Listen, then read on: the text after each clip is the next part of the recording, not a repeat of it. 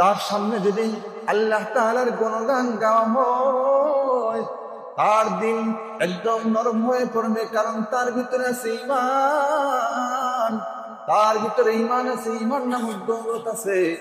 আল্লাহ তাআলা আপনারে দুনিয়ার জমিনে পাঠাইছে, আমারে পাঠাইছে। পাঠানোর পরে আমার আপনার খেদমতের জন্য আল্লাহ তাআলা কি দিছে জানেন? গরু দান করছে।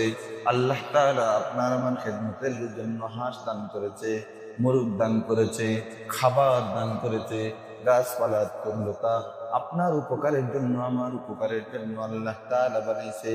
আল্লাহ রাব্বুল আলামিন বলে, আমি এমন একটা জাতি দুনিয়ার জমিনে পাঠাইছি, এমন জাতি আমি আর কোনোদিন দুনিয়ার জমিনে পাঠাইনি। বাছাই করিয়া যাচাই করিয়া ভালোবেসে আমি এমন একটা জাতি দুনিয়ার জমিনে পাঠাইছি।